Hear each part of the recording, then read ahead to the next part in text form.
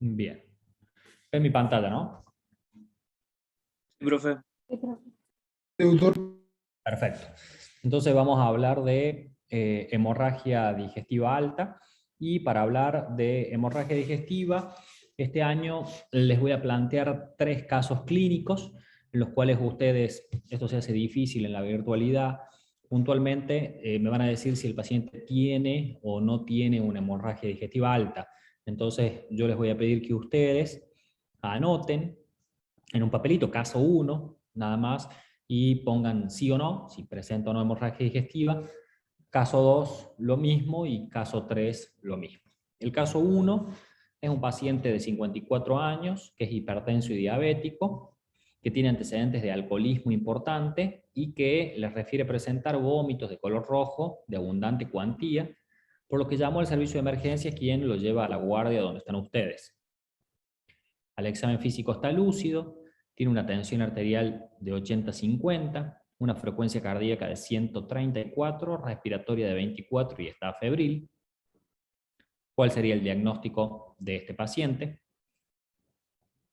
El caso número 2 es un paciente de 72 años de edad, diabético, que les refiere presentar vómitos de color rojizo y materia fecal de color negro de 12 horas de evolución, por lo que consulta a la guardia. También está lúcido el examen físico, tiene una tensión arterial de 110-50, una frecuencia cardíaca de 124 latidos por minuto y una frecuencia respiratoria de 22 a febril. El paciente, ¿qué diagnóstico podría presentar? Y el último caso es un caso de 64 años de edad, que es hipertenso, que les refiere presentar melena de 3 días de evolución, por lo que consulta a la guardia, al examen físico lúcido, tensión arterial de 160, frecuencia cardíaca de 105, respiratoria de 22, afebril. ¿Qué diagnóstico podrían presentar el paciente? Principalmente, si bien los diagnósticos diferenciales pueden ser muchos, la consulta de esto es ver si después de la clase a ustedes les cambia el diagnóstico en algún punto. Son casos clínicos simples, sencillos, que sí les faltan muchos datos, pero que simplemente sirven para ilustrar la clase.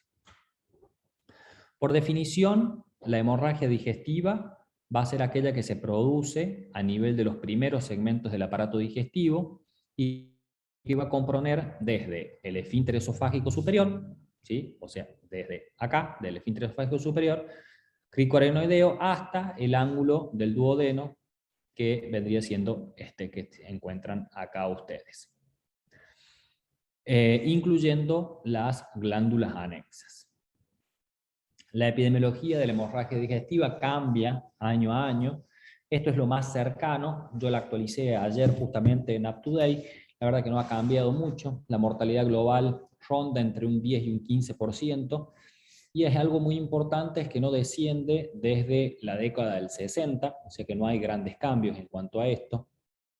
La etiología, la verdad que es diversa, pero que las causas más frecuentes de hemorragia digestiva es la úlcera péptica gastroduodenal, que lo vimos en la clase pasada. Fíjense en que representa entre un 50 y 60% de los casos, las erosiones, un 20% de los casos, y las varices esofágicas en un 10% de los casos. Fíjense en que el 80% de las hemorragias digestivas altas deja de sangrar solo, cosa que es muy importante porque ustedes fíjense en que 8 de cada 10 pacientes no necesitan ustedes hacer nada, o sea, el paciente va a dejar de sangrar y se va a curar solo, gracias a Dios. Y que, por supuesto que es 4 a 6 veces más frecuente que la hemorragia digestiva baja, y que la necesidad del tratamiento quirúrgico disminuyó en alrededor del 10 al 15% en los últimos años. Hay que tener en cuenta un par de factores y cosas que siempre tenemos que pensar en un paciente con hemorragia digestiva. Fíjense en que la edad es un factor a tener en cuenta muy importante. ¿Por qué? Porque toda hemorragia digestiva alta es mucho más frecuente en pacientes que tienen más de 60 años de edad. Entonces, justamente como dice ahí, el aumento de la esperanza de vida hace que esta entidad se presente más frecuente en pacientes con edad más avanzada. Es un poco más frecuente en el sexo masculino. Hay enfermedades asociadas que aumentan la frecuencia de las hemorragias digestivas altas, que ya vamos a ver cuáles son. Hay medicamentos, como por ejemplo los antiinflamatorios no esteroideos, que ustedes saben que inhiben la síntesis de prostaglandina, que es 3 veces más frecuente en aquellas personas que tienen consumo de AINES con respecto a los que no la tienen. La fisiopatología de esto lo vimos en la clase pasada. Y el tabaco, les puse un par de puntos acá porque esto no lo vimos, también aumenta la probabilidad de tener hemorragia digestiva, ya que disminuye la presión del esfínter pilórico, disminuye la secreción de bicarbonato pancreático, altera el flujo sanguíneo, retarda la cicatrización y aumenta la secreción de ácido clorhídrico. Entonces, todo esto hace que el tabaco aumente las probabilidades de que un paciente que fume tenga hemorragia digestiva con las personas que no fuman.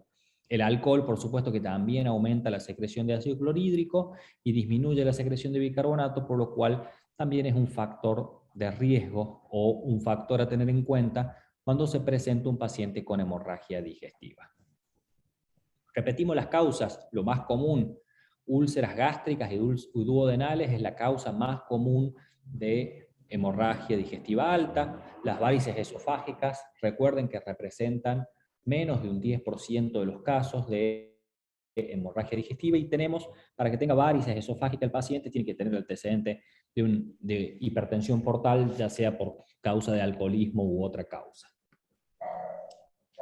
Recuerden, 20-30% gastropatías.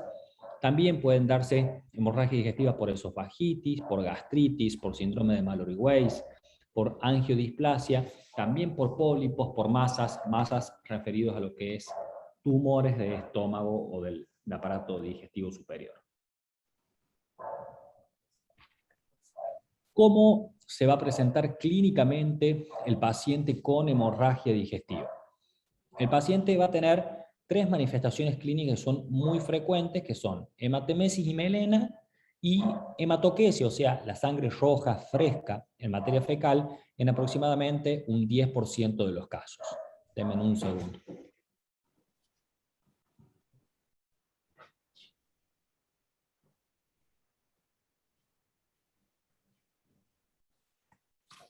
Pero también puede tener otras manifestaciones clínicas, como puede ser síncope, si el paciente, por ejemplo, la hemorragia digestiva hace que haya una hipoperfusión a nivel cerebral, el paciente se va a presentar con síncope. También puede presentarse con anemia sintomática, cuando la hemorragia digestiva sobre todo es crónica, el paciente va a tener palpitaciones, angor, confusión y disnea. Puede presentarse con dolor abdominal, cuando generalmente tiene algo de peritonitis, shock hipovolémico o indiferenciado, caídas en un paciente anciano, esto es cuando la hemorragia es bien crónica, o paro cardiorrespiratorio por hipovolemia, en el caso de que la pérdida sanguínea sea abrupta y él no alcance los mecanismos compensadores, o sea, crónica y importante en el tiempo, por lo cual no van a aumentar, no van a poder compensar el organismo la pérdida de sangre. Repetimos, antecedentes importantes que siempre tienen que tener en cuenta. El paciente que tiene una hemorragia digestiva previa tiene una posibilidad de un 60% de posibilidades de que sangre la misma lesión, o sea que el antecedente más importante, o lo que uno le debería preguntar al paciente ante una hemorragia digestiva, es si es la primera vez que le pasa. Y después, los antecedentes que habíamos hablado un poco. Enfermedad hepática, si el paciente tiene hipertensión portal, sea por causa del alcohol o por otra causa. Alcohol, los medicamentos que toma, sobre todo AINES y corticoides. Después tenemos los anticoagulantes nuevos y los viejos también. Los antiagregantes plaquetarios, como es la aspirina o el clopidogrel. Los beta bloqueantes y no en menor medida la quimioterapia también puede producir hemorragia digestiva. Recuerden, habíamos dicho que los fumadores, por los mecanismos que habíamos hablado, y el alcohol también, y un factor a tener en cuenta, muy importante, es el tema de la edad. Pacientes mayores de 60 años de edad van a tener mayor probabilidad de tener hemorragia digestiva. Hay ciertas patologías que pueden tener un riesgo aumentado de hemorragia digestiva, como es el caso de pacientes con insuficiencia cardíaca congestiva, pacientes diabéticos, pacientes con cáncer, con insuficiencia renal crónica y con enfermedad coronaria. Los pacientes en diálisis muchas veces pueden tener hemorragias por el uso de heparina para la diálisis. Menos frecuente, por eso está en la letra más chiquita, estenosis aórtica o telangiectasia hereditaria, las famosas llamadas angiodisplasias, pueden ser un factor o un antecedente importante a tener en cuenta, pero que su frecuencia es mucho más baja, por eso lo puse en letra chiquita y les puse en negrita el primero, el tener una hemorragia digestiva previa. Cuando tenemos un paciente con hemorragia digestiva, si bien las manifestaciones clínicas son bastante características, es bastante fácil de determinar clínicamente que el paciente tiene una hemorragia digestiva, también nos tenemos o nos deberíamos plantear algunos diagnósticos diferenciales, y sobre todo es el tema del sangrado que proviene de otro lado, por ejemplo, en el caso de la epistaxis o de la hemoptisis o de la hemorragia orofaringia.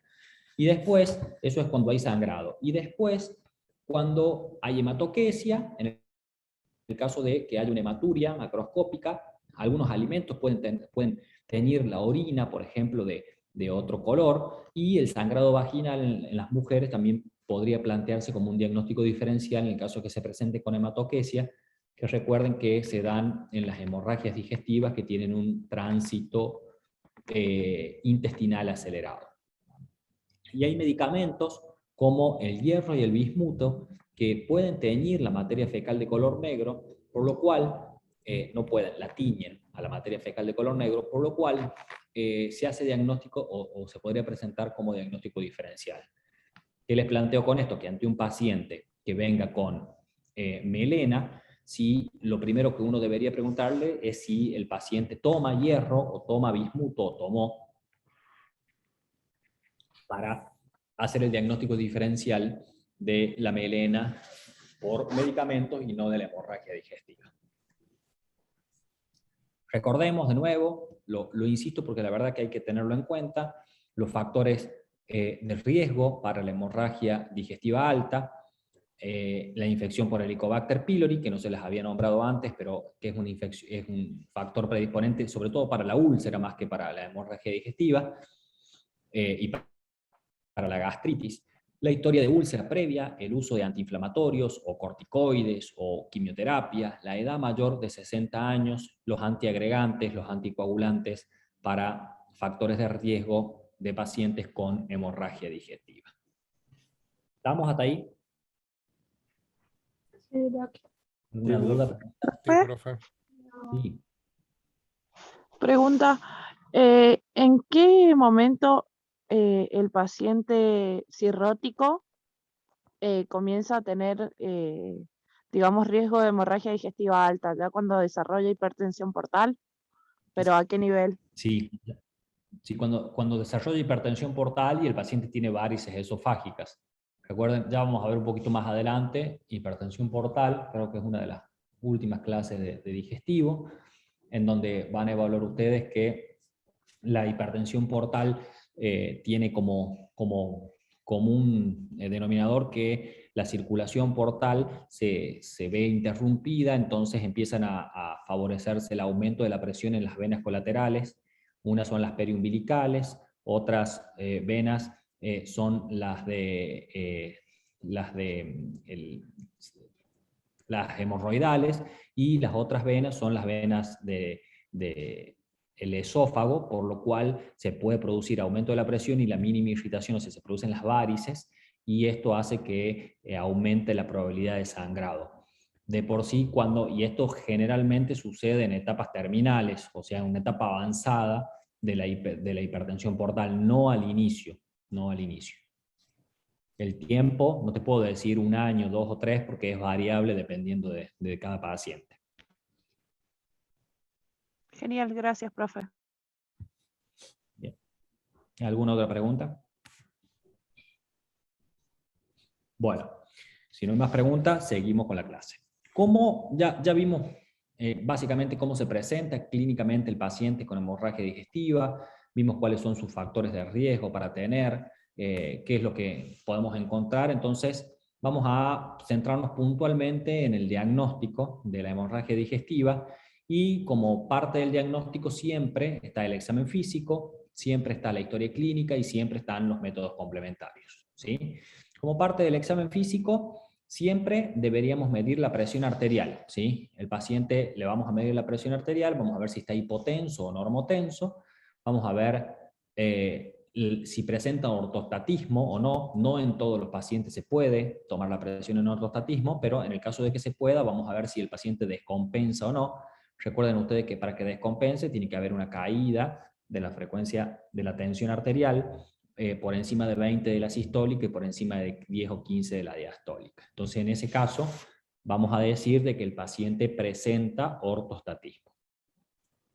La frecuencia cardíaca, el paciente, lógicamente, si recordamos el paciente en shock de las clases pasadas, sabemos que cuando se produce el shock hipovolémico, ¿se acuerdan los shock hipovolémicos que podían ser por pérdida, que una de las causas era la hemorragia digestiva? En un primer momento el paciente va a estar taquicárdico, y después, cuando cesen los mecanismos compensadores, por supuesto que va a haber bradicardia. Después, la frecuencia respiratoria puede estar aumentada, al igual que la saturación de oxígeno. Recuerden que estamos perdiendo sangre, al perder sangre perdemos hemoglobina, que es la que transporta el oxígeno. El paciente va a estar pálido, ¿sí?, con las mucosas frías, y por supuesto que la presión tisular a nivel de la piel del relleno capilar también va a estar enlentecido. Siempre, siempre, siempre y siempre, todo paciente con diagnóstico o con sospecha clínica de hemorragia digestiva, tenemos que hacer un tacto rectal. Ese tacto rectal que le vamos a hacer al paciente, vamos a evaluar si tiene o presenta. Hay un micrófono prendido de alguien. Ese tacto rectal que nosotros vamos a hacer la prueba del agua oxigenada sobre el dedo. Entonces ustedes van a hacer el tacto rectal, van a ver por ahí, van a descartar rápidamente si esta es una hemorragia digestiva baja, en el caso de que venga hematoquesia puntualmente, y al mismo tacto rectal van a hacer la prueba del agua oxigenada, tirándole un poquito de oxigenada, a ver si es positivo o no cuando ustedes no lo constatan, ¿sí? O en el caso que venga materia fecal de color negro, si le hacen la prueba oxigenada, esto va a ser espuma puntualmente, y van a saber rápidamente si el paciente presenta sangre, o si es por el hierro o por el bismuto, no va a presentar absolutamente nada y puede tener la hemorragia digestiva y puede tener la materia fecal de color negro. En el caso de que se pueda, no siempre, se puede realizar una anoscopía, ¿sí? Y después vamos a ver signos, o en el examen físico vamos a buscar signos de patologías que puedan llegar a producir hemorragia digestiva, y dentro de esta, los signos de hepatopatías crónicas es lo más importante de todo, en donde ya vamos a ver un poco más adelante en las clases, que el paciente con hepatopatía crónica puede tener ascitis, puede tener asterixis, puede tener ictericia, hepatoesplenomegalia, y puede tener telangiectasias, ¿sí? Entonces, en el examen físico también buscamos aquellas manifestaciones clínicas que puede tener el paciente en cuanto a enfermedades asociadas o que pueden ser factores predisponentes para hemorragia digestiva alta. También el paciente puede tener dolor abdominal, en el caso sobre todo de que haya peritonitis, o puede tener signos de peritonismo. El paciente, al tener sangre en el intestino, va a tener los ruidos hidroaéreos aumentados porque va a haber un peristaltismo aumentado. Puede haber dolor a descompresión, puede haber defensa, podemos encontrar muchas cosas en el examen físico, pero hay que tener en cuenta puntualmente, sobre todo, los primeros, esto de presión arterial, ortostatismo, frecuencia cardíaca y el tacto rectal, para tener sobre todo el estado hemodinámico que tiene el paciente. En el laboratorio podemos pedir muchas cosas, la verdad que esto va a depender muchas veces de lo que nosotros sospechemos de que tenga la hemorragia digestiva o por qué se haya desencadenado la hemorragia digestiva, Pero esto es lo clásico, lo que tenemos que ver. Vamos a ver un hemograma completo, esto nos va a servir para ver plaquetas, nos va a servir para ver la hemoglobina que tiene el paciente, el hematocrito que tiene. Siempre hay que pedir tipificación de grupo y factor, cosa de que si necesitamos de transfundir al paciente, que ya lo veremos un poco más adelante, vamos a tener ya el grupo y factor determinado y no vamos a tener que estar esperando de que el paciente, de que venga al laboratorio para realizar la tipificación del grupo y del factor. Vamos a hacer pruebas hepáticas en cuanto a función hepática. Recuerden ustedes, el paciente con insuficiencia hepática, con hipertensión portal, puede haber alteración, sobre todo a nivel de la bilirrubina, de las albúminas, ¿sí? La función renal es algo muy importante, al igual que las pruebas de coagulación para saber si el sangrado no es por algún defecto en la coagulación. Si el paciente tiene riesgo de infarto agudo de miocardio, podremos pedir enzimas cardíacas. En el laboratorio hay un par de factores también que son importantes y que tenemos que tener en cuenta. Cuando un paciente presenta una hemorragia digestiva, y esta hemorragia digestiva es aguda, generalmente la hemoglobina inicial del paciente suele ser normal, ¿sí? Porque el paciente está hemoconcentrado, que es lo que decimos nosotros. Se pierde mucho plasma y quedan sedimentados los glóbulos rojos. Generalmente, después de 12 a 24 horas, disminuyen los valores de la hemoglobina y sobre todo del hematocrito a valores reales.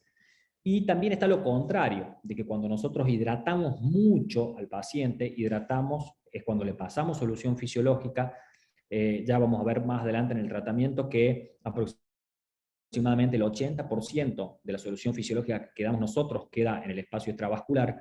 Hay una sobrehidratación, entonces vamos a tener una hemoglobina que puede estar baja, pero de manera falsa. Siempre tenemos que monitorear la hemoglobina cada 2 a 8 horas según la gravedad del cuadro. Y después tenemos en el laboratorio una cosa que se llama BUM y la relación del BUM y la creatinina. El BUM es el nitrógeno ureico y que esta relación de BUM y creatinina vamos a ver que se encuentra alterada en los pacientes con hemorragia digestiva alta y vamos a saber que esta relación cuando está alterada presenta un mayor riesgo de resangrado por la hemorragia digestiva. Recuerden ustedes que la sangre se reabsorbe por el intestino delgado y al reabsorberse por el intestino delgado también puede haber una hipoperfusión renal por hipovolemia. Entonces, si nosotros hacemos la relación del BUM y la creatinina, esto puede estar 20:1 o relación de urea y creatinina 100:1. Mientras más alta, como les puse ahí en un cuadrito, sea esta relación, mayor va a ser la probabilidad de que el paciente presente un sangrado nuevamente. ¿Estamos hasta ahí? Sí, profe. Bueno, ahora el punto es, en el diagnóstico también, que como les dije es bastante fácil por la clínica darse cuenta que el paciente tiene una hemorragia digestiva, es saber qué hacemos con un paciente con hemorragia digestiva, cómo nos manejamos en el caso de una hemorragia digestiva, siendo una patología extremadamente común y cualquiera de ustedes que haga guardia o lo que sea, va a haber más de una. En la hemorragia digestiva, lo que nosotros tenemos que hacer como diagnóstico, por eso está puesta dentro del diagnóstico también como diagnóstico y tratamiento, es una colocación de una sonda nasogástrica. Fíjense en lo importante de la sonda nasogástrica, que en la sonda, nosotros cuando colocamos la sondita nasogástrica, vemos el débito que tiene la sonda, en donde vemos qué tipo de sangrado tiene, cuánta sangrado tuvo el paciente y si tiene recurrencia o no. La recurrencia que está en negrita ahí, está en negrita como signo vital la recurrencia porque nos informa de manera muy importante si el paciente va a presentar un resangrado o no, y en este caso es un signo vital porque aumenta las probabilidades de deceso por hemorragia digestiva.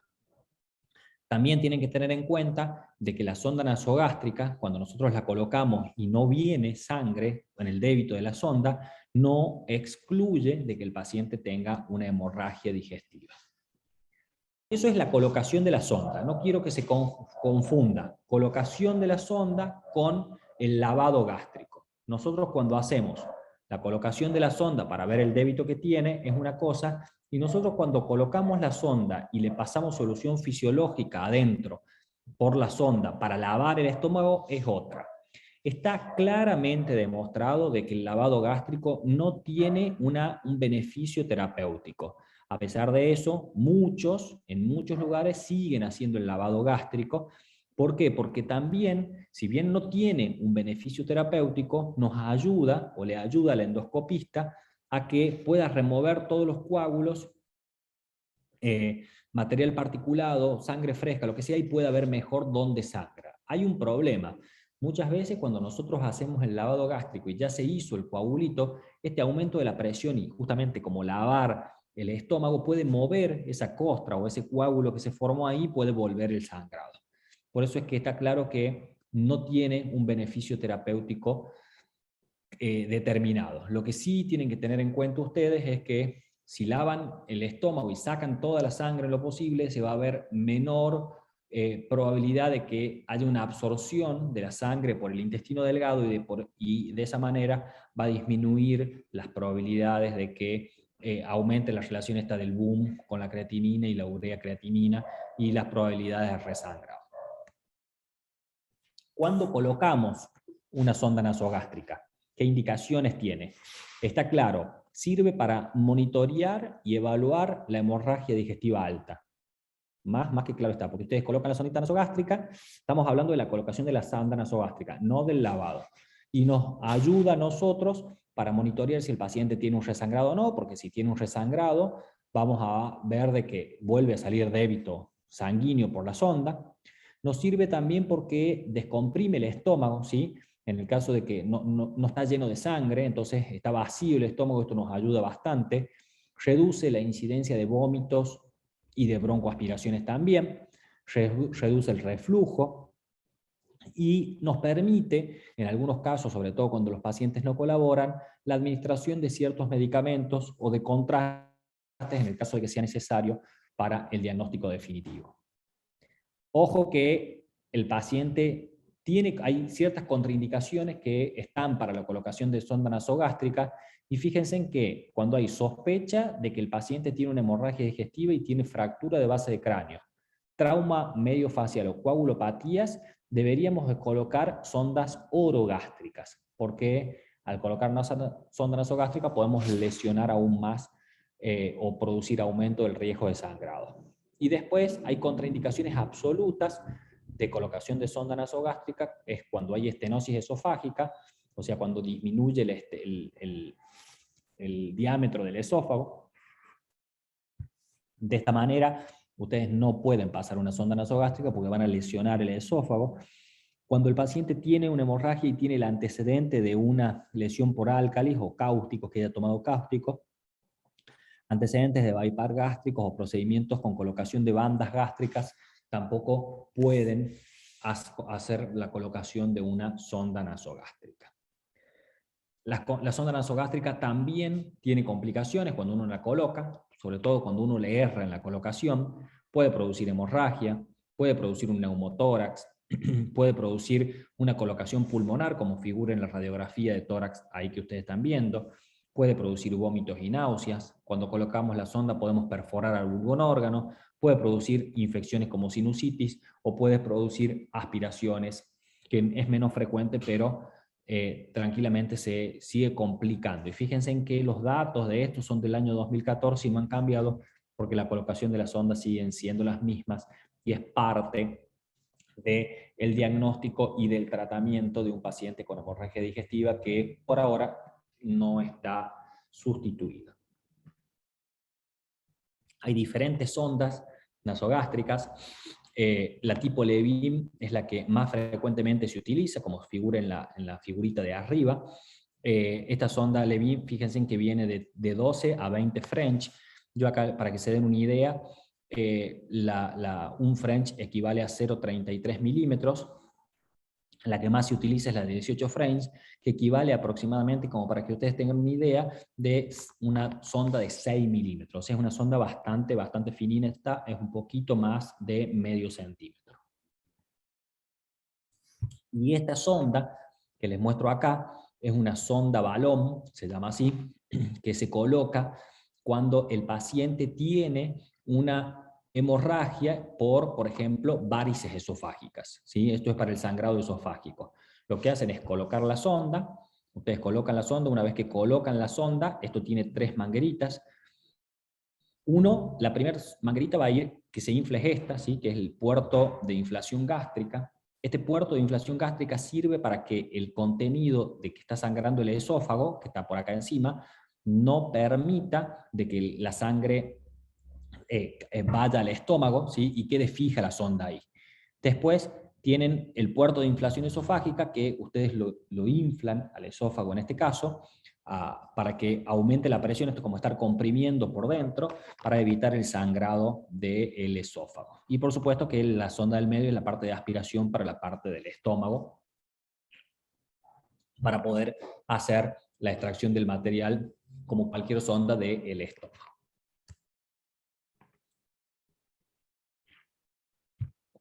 Siempre en el manejo de la hemorragia digestiva alta no se hace la famosa triple vía, en donde aparte de colocar la sonda nasogástrica, nosotros colocamos una sonda vesical, que es para medir la diuresis, que es muy importante en un paciente con hemorragia digestiva, y aparte de eso es un paciente, necesitamos la colocación de una vía central, que es para la hidratación. En el caso de que ustedes no sepan hacer vía central, es preferible que no intenten hacer una vía central para que no tengan una complicación de las vías, como por ejemplo un neumotórax o punzar la arteria, o lo que sea. Si no se saben, es preferible que utilicen 2 vías periféricas.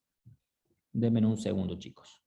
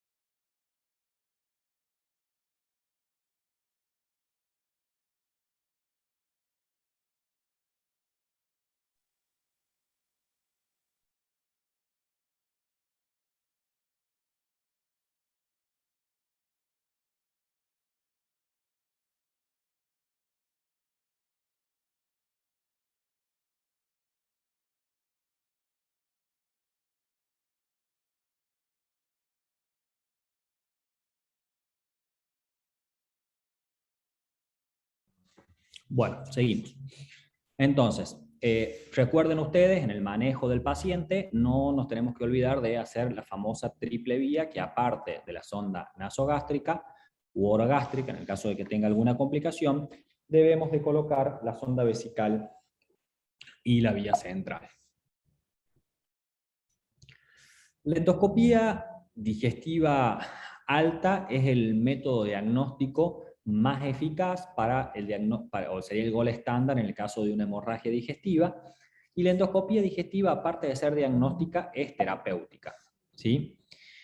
Fíjense en que, como dice ahí, es la modalidad diagnóstica de elección, tiene una alta sensibilidad y especificidad, porque no solamente ve la hemorragia, sino que también puede hacer tratamiento, o sea que localiza e identifica dónde está sangrando.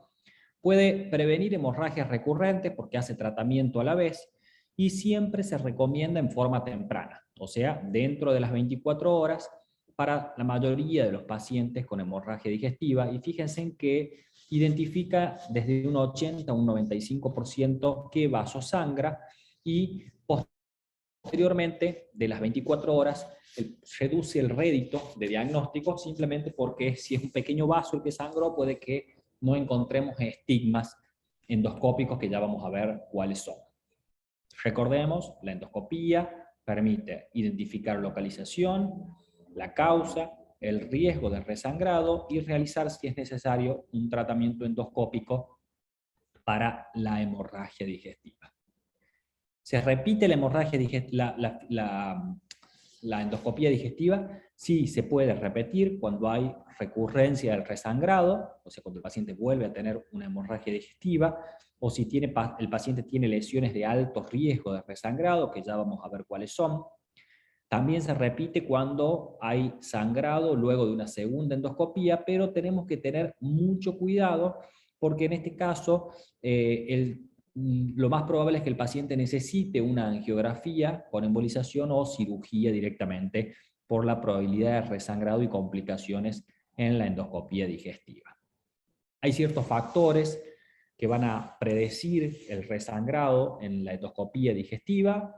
Fíjense, volvamos al inicio de la clase, la edad mayor de 60 años, que el paciente tenga una historia de úlcera sangrante, pacientes que estén en shock, paciente que presente comorbilidades, nivel de hemoglobina bajo, menos de 10, sangrado en tipo vómito o aspirado o sangre rectal que sea sangre fresca, y que el origen del sangrado sea del bulbo o de la curvatura menor alta, predicen la posibilidad de resangrado. Fíjense en que los primeros 4 o 5 están dentro de lo que venimos repitiendo al inicio de la clase. También que la úlcera tenga más de 3 centímetros y que en la endoscopía haya estigmas de un reciente sangrado o de un sangrado activo.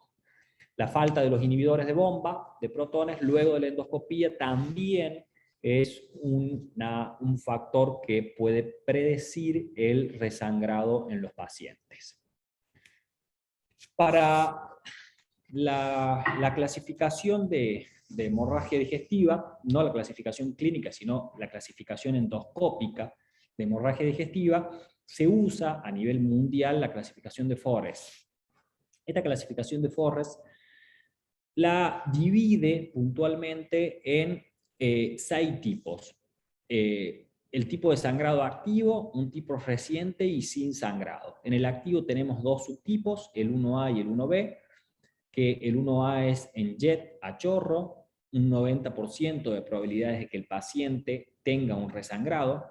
En goteo babiante, que es el 1B, un 20 a un 30%. Cuando encontramos en la endoscopía que el paciente tuvo estigmas de sangrado reciente, esto se clasifica en 2A, 2B y 2C. Cuando el 2A es vaso visible, 30-50% de posibilidades de resangrado. El 2B es cuando está el coágulo adherido, o sea, quiere decir que estuvo sangrando y que se hizo el coágulo ahí para que no sangre más, un 25-40% de posibilidad de resangrado. Y el 2C es cuando el paciente tiene un fondo ulceroso hemático que tiene ya pocas probabilidades de resangrado, hasta un 5%. Y cuando encontramos una lesión sin sangrado, es un Forrest 3, que es una lesión limpia, sin estigma, con una probabilidad de resangrado del 2%. Recuerden esta clasificación porque es muy importante.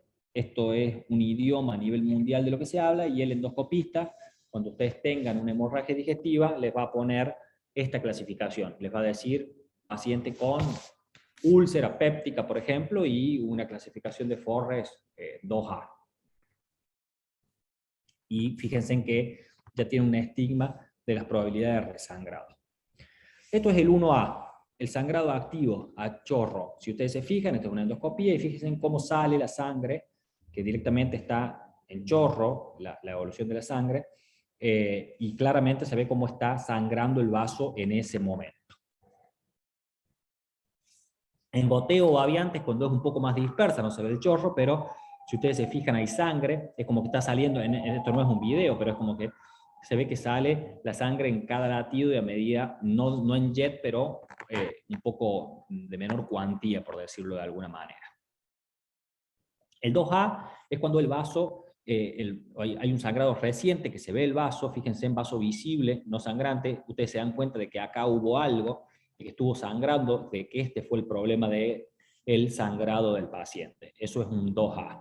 Un 2B ya es cuando el coágulo está adherido, que es lo que les dije yo, fíjense, ya pasó un poco más de tiempo, se hizo el coágulo, ahí probablemente se cure como una cicatriz, como cura cualquiera que presente un sangrado, y Directamente el 12 es cuando hay un fondo ulceroso hemático. Ustedes ya ven, ya el coágulo ya está como limpio, más limpio, y lo que ven puntualmente es que hubo un estigma de sangrado en ese momento y que esto ya pasó y que se ve generalmente cuando ya pasan varios días posterior al... se hace la endoscopia digestiva varios días posterior a la hemorragia. Y el FORES 3, que es cuando ya no hay sin sangrado, cuando hay una lesión limpia, sin estigma, fíjense claramente cómo en esta zona hubo una úlcera que se nota que sangró, está todo limpio, puntualmente acá, ¿sí? Todo limpio y que se nota que esto en algún momento sangró o puede haber sangrado. Esto es FORES 3. Entonces, clasificación de FORES, endoscópica para hemorragia digestiva, alta, la tienen que saber como el Padre Nuestro.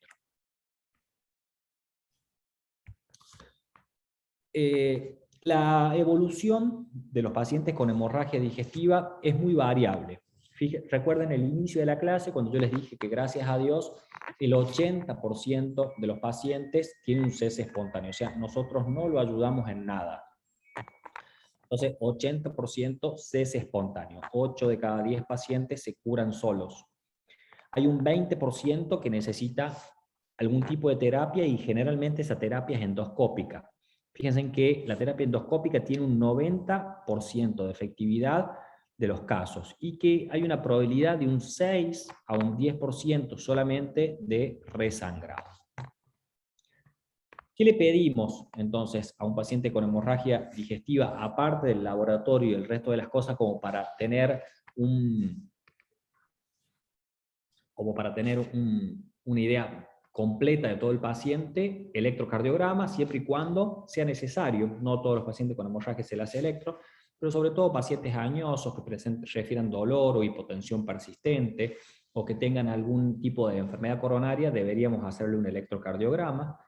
Deberíamos también pedir una radiografía de abdomen simple o una tomografía para ver, sobre todo, que el paciente no tenga o no vaya a tener un abdomen agudo perforativo o obstructivo, y una radiografía de tórax como para hacer un diagnóstico, aunque sea diferencial rápido, de hemoptisis.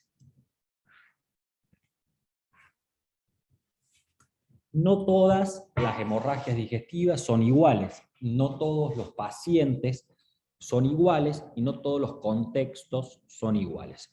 Entonces, en base a esto, nosotros podemos hacer una estratificación del riesgo de hemorragia digestiva y para esto hay muchas clasificaciones distintas.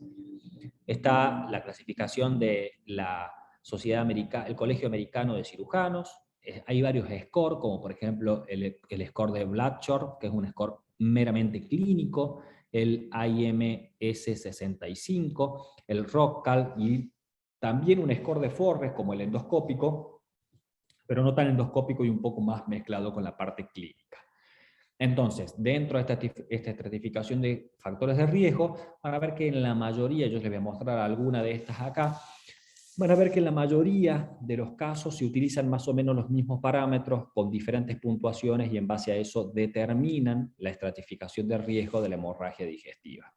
La que generalmente más se utiliza es la de la Sociedad, el Colegio Americano de Cirujanos, en donde divide a la hemorragia digestiva en 4 grados, también la pueden ver dividida en 3, y que estima aproximadamente cuánta sangre se perdió dependiendo de la frecuencia cardíaca, de la amplitud del pulso, de la tensión arterial, del relleno capilar, de la frecuencia respiratoria, de la diuresis que presenta y del estado mental. En base a eso hay una estimación de la pérdida sanguínea y las diferentes estratificaciones de riesgo. Por supuesto, se sobreentiende que a medida que peor sea la cuantía de la pérdida de sangre, va a tener mayor frecuencia cardíaca, mayor amplitud del pulso, tensión arterial disminuida, relleno capilar ausente, frecuencia respiratoria alta, oliguria, y va a tener alteraciones del estado mental. Después, la estratificación de riesgo de Blatchor, que es un puntaje clínico. Fíjense en que intervienen los mismos variables: presión arterial, frecuencia cardíaca, melena, síncope, enfermedad hepática, insuficiencia cardíaca, hemoglobina, nitrógeno ureico. En base a esto, podemos ver la probabilidad de que cuando es 0, cuando hay 0 puntos, se va a asociar a una baja probabilidad de riesgo de la hemorragia digestiva, y cuando tiene ciertos puntos hay que hacer una endoscopía como para disminuir la probabilidad de resangrado. Después el AIM-65, fíjense en que es lo mismo. AIM se llama por albúmina, el RIN, el estado mental, la presión sistólica y la edad. En base a estos patrones, puntualmente, se evalúa que cuando la albúmina es menos de 3, cuando el RIN es más de 1.5, cuando el estado mental está alterado, cuando la presión es menos de 90 y cuando tiene más de 65 años de edad, va dando diferentes puntos, o sea, a cada uno de estos le da un punto. Si el paciente tiene más de 65, tiene menos de 90, tiene alteración del estado mental, tiene un rango internacional normatizado de más de 1.5, tiene albúmina baja, va a tener 5 puntos, y fíjense en que la mortalidad es en este caso de un 25% por hemorragia digestiva. Supongamos que tiene todo menos, es un paciente de menos de 60 años, en este caso va a tener 4 puntos, o sea, va a tener un 15% de mortalidad. Después la clasificación de Roncal, que es exactamente lo mismo. Fíjense en la edad, el shock, las enfermedades comórbidas que encontramos en la endoscopía. En base a eso le da diferentes puntos y calcula el riesgo en bajo, medio y alto riesgo. Y la estratificación de Forest, la misma que utilizábamos para la endoscopía digestiva, lo podemos utilizar en este caso en cuanto al riesgo de resangrado, que lo habíamos visto antes. Fíjense, en el 1A tiene el sangrado pulsátil o en chorro que veíamos, tiene una posibilidad de resangrado del 55%, una mortalidad del 11%, un 35% de estos pacientes va a cirugía, y la prevalencia de esto es un 12%. Simplemente nos ayuda a encasillar al paciente y ver la probabilidad y el riesgo que presenta este paciente. Después, en base a la clasificación de Forest, de esto vamos a ver que hay ciertos tipos de tratamiento que lo vamos a ver un poquitito más adelante en la clase. En todo paciente con... ¿quedó claro lo de la endoscopía y la clasificación de Forest, que es lo que más me interesa?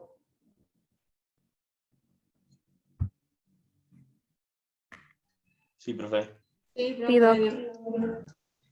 Sí, En profe. cuanto al paciente que tiene hemorragia digestiva, nosotros hacemos un triage. Ustedes ya saben lo que es el triage.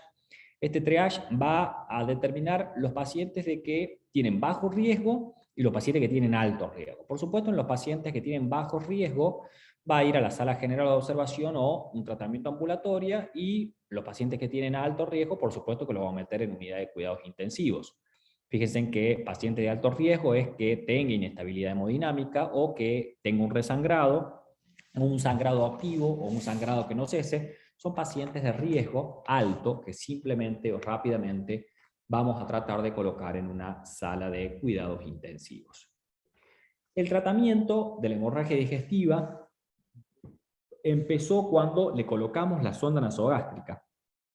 Cuando nosotros colocamos la sonda nasogástrica, empezamos por descomprimir el estómago, empezamos por tratar de que no se absorba la cantidad de sangre necesaria, y nos permite evaluar si el paciente tiene o no un resangrado. Entonces desde ahí empezó el tratamiento, por eso el diagnóstico y el tratamiento van casi juntos. Y por supuesto que hay ciertas medidas de soporte general que vamos a hacerle a un paciente que tiene una hemorragia digestiva alta, cual le colocaremos un poco de oxígeno por una cánula nasal, siempre y cuando la saturación del oxígeno sea baja. Recuerden que aunque no sea baja, tenemos niveles bajos de hemoglobina, por lo cual el transporte de oxígeno a los tejidos es menor. Nada por boca. ¿Qué es nada por boca? El paciente no tiene que comer, no tiene que tomar agua, no tiene que hacer nada. Por más que les pida lo que le pida, le mojan los labios si tiene sed y nada más. ¿Por qué es esto? Porque ustedes, al hacer un nada por boca, evitan de que alimentos, el líquido o lo que sea que tome el paciente pueda mover el coágulo y el paciente pueda tener un resangrado nuevamente. Por lo menos 2 días de nada por boca. Recuerden 2 vías periféricas, lo que habíamos hablado de la triple vía o una vía central. El que no sabe hacer vía central, 2 vías periféricas son igualmente efectivas. la sonda vesical para medir la diuresis, sonda nasogástrica, que es lo que hemos hablado hace un ratito, y en cuanto a la reanimación con los líquidos, cristaloides o coloides, ¿qué usamos? Sería la pregunta, ya lo vemos un segundito más adelante, en donde vamos a ver qué características tienen los cristaloides y qué características tienen los coloides, que esto lo hemos repasado un poquito cuando vimos shock. Transfusión sanguínea, si el paciente necesita o no, ya vamos a ver unas diapos más adelante, qué paciente necesita transfusión sanguínea o no, qué paciente necesita un manejo hematológico, y qué paciente necesita una intubación endotraqueal electiva o no.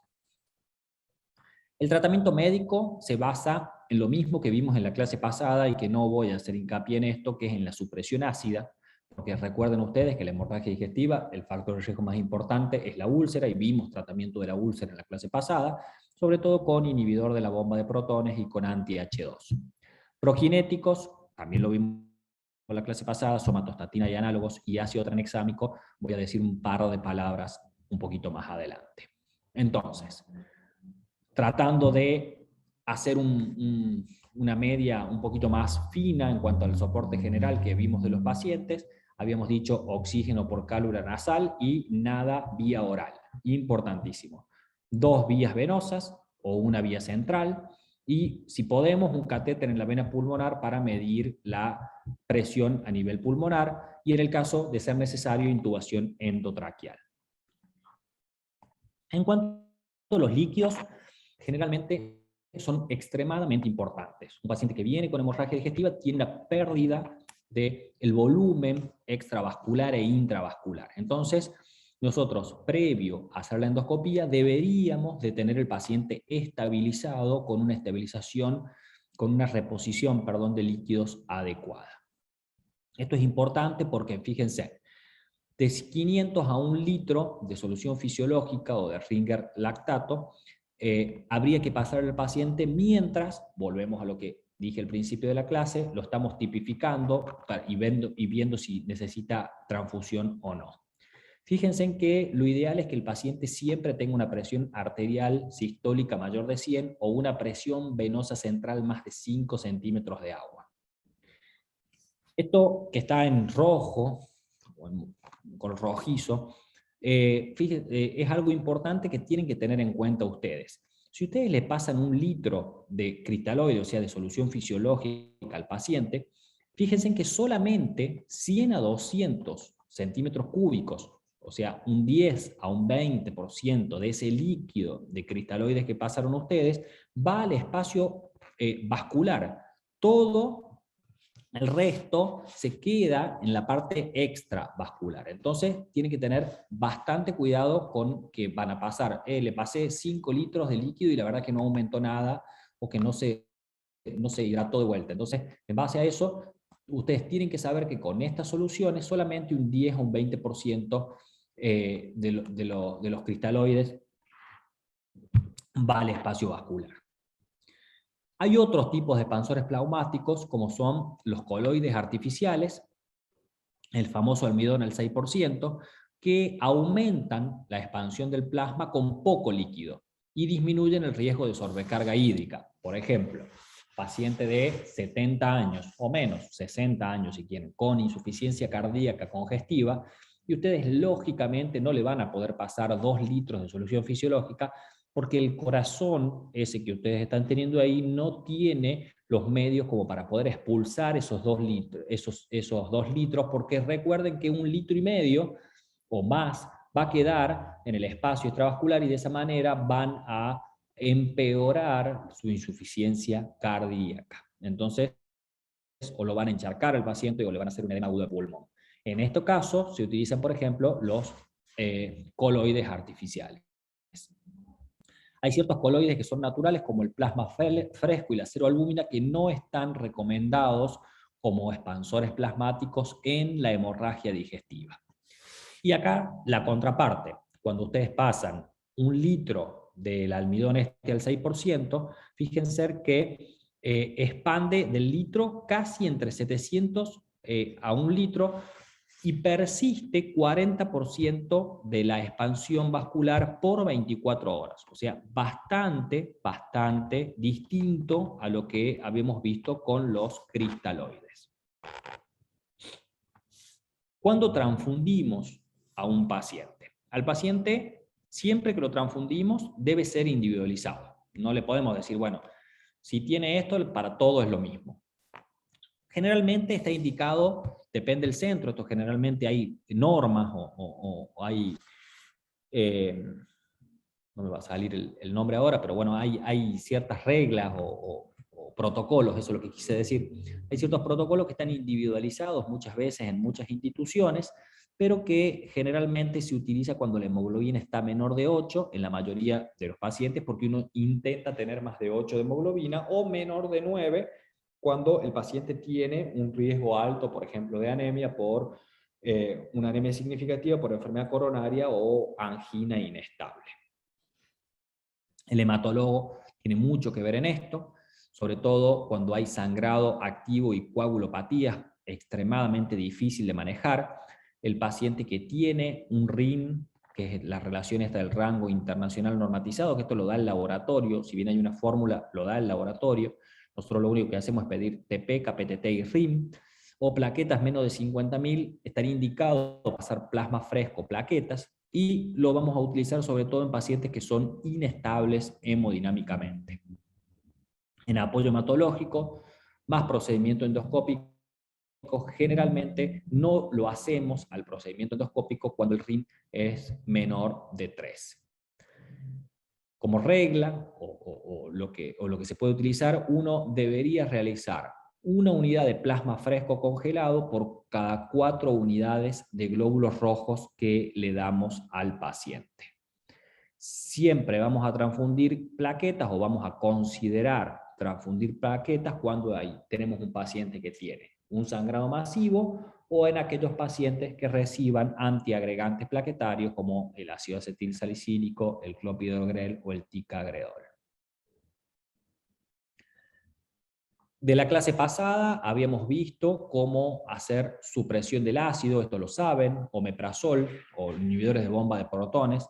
Generalmente se utiliza un bolo inicial de 80 miligramos, se sigue por una perfusión continua de 8 miligramos por hora por 3 días. Otra opción puede ser directamente hacer el bolo inicial de 80 y un mantenimiento con 40 miligramos cada 12 horas. El pantoprazol se puede utilizar directamente como se utilizaba antes la ranitidina, 5 ampollas en 500 centímetros cúbicos de solución fisiológica que pasen en 24 horas en una bomba. Otro grupo de fármacos que se pueden utilizar son los prokinéticos, tanto la eritromicina como la metoclopramida, lo podríamos considerar en los pacientes que tengan una hemorragia digestiva y que haya mucha sangre en el intestino o residuos alimentarios en el estómago, o en aquellos pacientes que tengan un sangrado severo, ¿sí? Esto lo podemos dar a dosis de 3 miligramos por kilo en 30 a 90 minutos antes de la endoscopía. Con respecto a la somatostatina y a los análogos de la somatostatina, para el que no lo sabe, la somatostatina inhibe la secreción de las hormonas gastrointestinales y pancreáticas, y algunas de estas hormonas mantienen la hipertensión portal. De esta manera, cuando damos somatostatina o análogos, producimos vasodilatación portal, por lo cual disminuimos la presión a nivel portal y de esa manera muchas veces dejan de sangrar. Generalmente, al tener este mecanismo, la somatostatina, va a servir para el sangrado que es un sangrado varizal y también puede reducir en alguna medida el sangrado que no es varizal, pero generalmente se utiliza cuando el sangrado es por alguna varice. Cuando tenemos pacientes que sangra alguna varice, la dosis de somatostatina en bolo endovenosa es de 20 a 50 microgramos, seguido por una infusión continua de 25 a 50 por hora. Cuando no está indicada, cuando no hay un sangrado varizal, generalmente no está indicado, pero puede ser útil como un tratamiento adyuvante cuando no hay un diagnóstico endoscópico de realmente qué es lo que sangró. El ácido tranexámico es otro que se puede utilizar. El ácido tranexámico es un antifibrinolítico, como bien dice ahí, ¿sí? El antifibrinolítico va a impedir que se degrade la fibrina para poder formar el coágulo, y la verdad que está bastante estudiado en los pacientes con hemorragia digestiva alta. Un metaanálisis, o sea, un análisis de muchos estudios clínicos, en este caso 8, encontró ciertos beneficios en cuanto a la mortalidad, pero no con respecto a la hemorragia por cirugía o a la necesidad de transfusión.